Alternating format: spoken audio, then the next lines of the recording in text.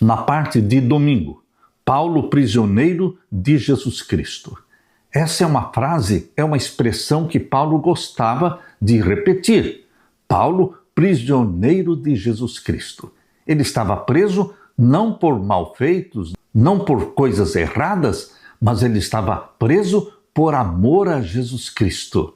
Você também é prisioneiro de Jesus Cristo? Prisioneiros da esperança em Jesus Cristo.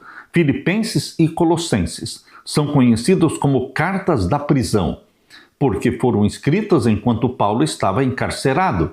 A carta aos Efésios e Filemão pertencem ao mesmo grupo de cartas escritas na prisão. A maioria dos estudiosos acredita que essas cartas foram escritas enquanto Paulo estava em Roma por volta dos anos 60 a 62 depois de Cristo. Vamos abrir a Bíblia e ler agora Efésios capítulo 3. Abra sua Bíblia, Efésios capítulo 3, verso 1. Aqui diz: por essa razão, eu, Paulo, o prisioneiro de Cristo Jesus, por amor de vocês, os gentios. Paulo, prisioneiro de Jesus Cristo. E lemos também em Filemão, verso 1.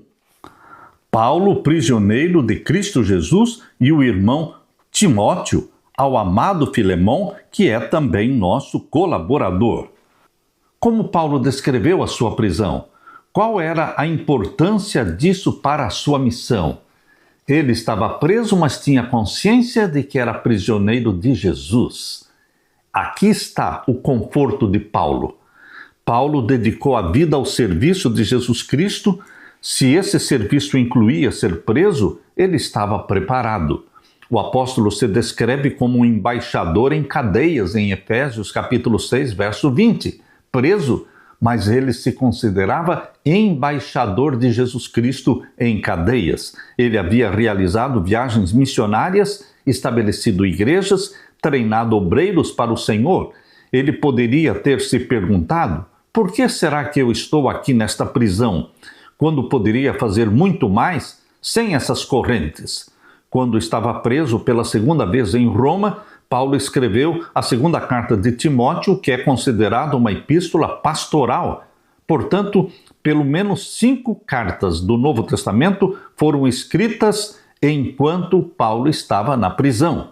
Em nenhuma dessas cartas, Paulo menciona exatamente onde ele estava preso. Por isso, alguns sugerem que tenha sido em Éfeso ou Cesareia. No entanto, não há evidências bíblicas de que ele tenha sido preso em Éfeso. Cesareia poderia ser uma possibilidade mais viável, mas não havia nenhuma ameaça à vida de Paulo nessa cidade. Porém, quando a carta aos Filipenses foi escrita, claramente havia essa ameaça.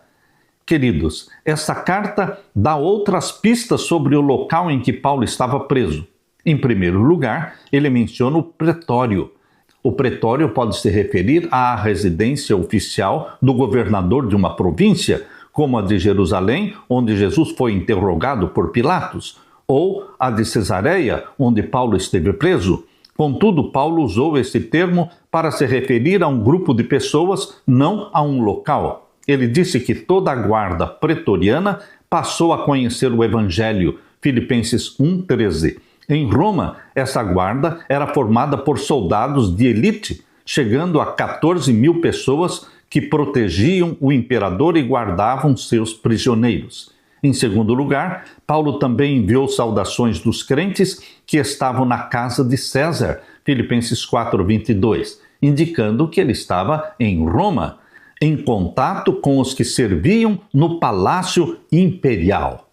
Como tirar proveito das dificuldades? Dificuldades existem, sempre existirão enquanto vivermos neste planeta, nesta terra de pecados. Como tirar proveito dos problemas, das dificuldades, das perseguições, das dores e sofrimentos?